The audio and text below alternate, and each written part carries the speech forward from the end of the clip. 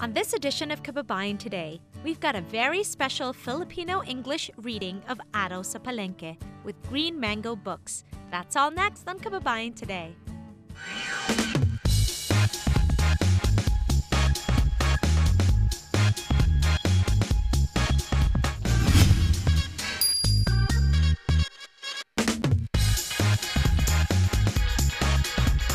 Magandang tanghali po sa inyong lahat. Nanonood po kayo ng Kababayan Today. Lumaki po ako sa Pilipinas at sa New Jersey at nakita ko kung papaano naghirap ang aking ina na isang single mom. Ang idea ng pagkakayod o tinatawag nating work ethic sa trabaho ay natutunan ko sa aking mama. Ngunit maraming panahon na hindi ko siya nakikita dahil nga nasa trabaho siya, hindi ako nagkaroon ng pagkakataon na basahan ako ng mga storya nung maliit ako.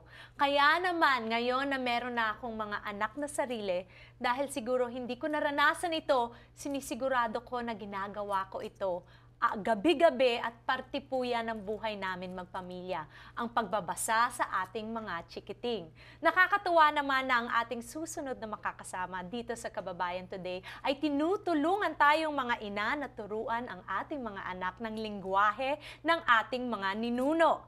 Growing up in the Philippines and New Jersey when I was younger has changed significantly since the 80s because back then we didn't have the resources we have now.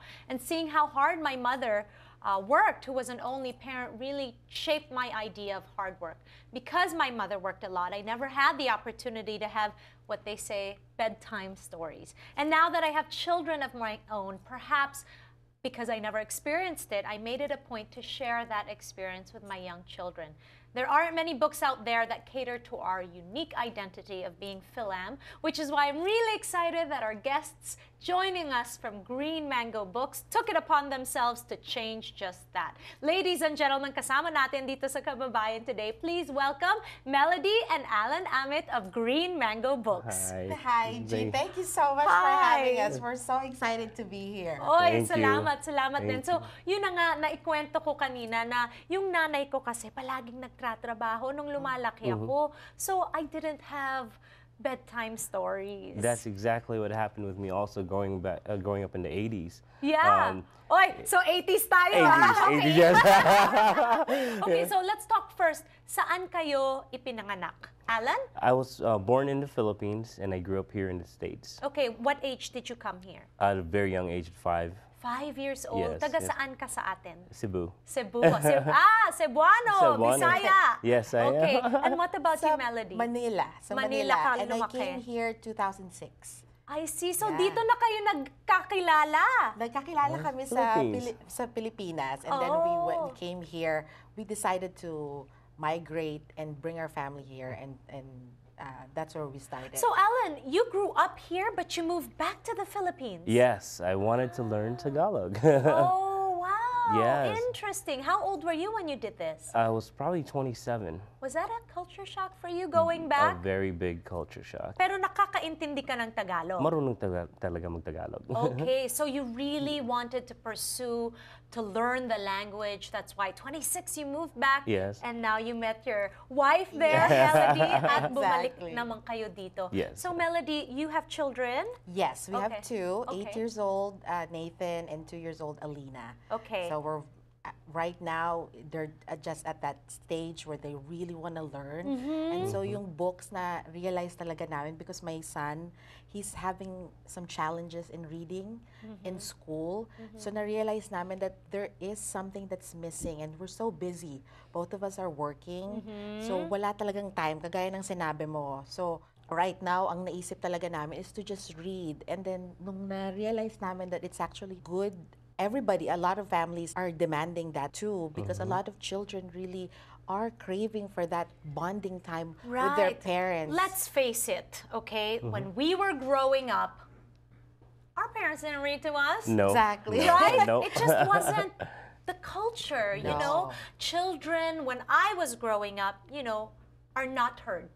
You don't have any right to really speak. Diba? Yes. Pagbata ka. Ngayon, iba na. Right. Exactly. And now that I have my own children as well, because I'm also very busy, the only time we really spend together is before they go to sleep, and they cherish Exactly. those times together, di ba? Napaka-challenging to teach our kids Tagalog. Absolutely. Very It's true. so hard because even me, my daughter's 9 and I talk to her, oh anak, ilagay mo yung plato doon. What are you saying, Mom? Exactly. And it's Exactly. so frustrating that sometimes gusto mong sabihan na Englishin mo na lang, di Oo. ba? Because that's the easier Yeah, route. that's you the know. easier route. But I really encourage parents out there, please, kausapin nyo ng Tagalog yung mga anak nyo.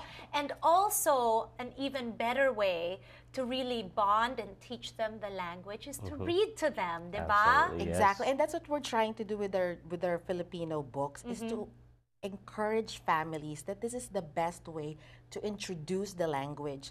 Kasi pag binabasa mo gabi-gabi, even though they don't understand it, they understand They na, get an ear for yes, it, di ba? they understand that this is actually a word, and then later on they're going to grasp the understanding along with the book. And a lot of our books also come in 2 languages. Which is really important. Okay, I have to Exactly. share with you, and this is proven.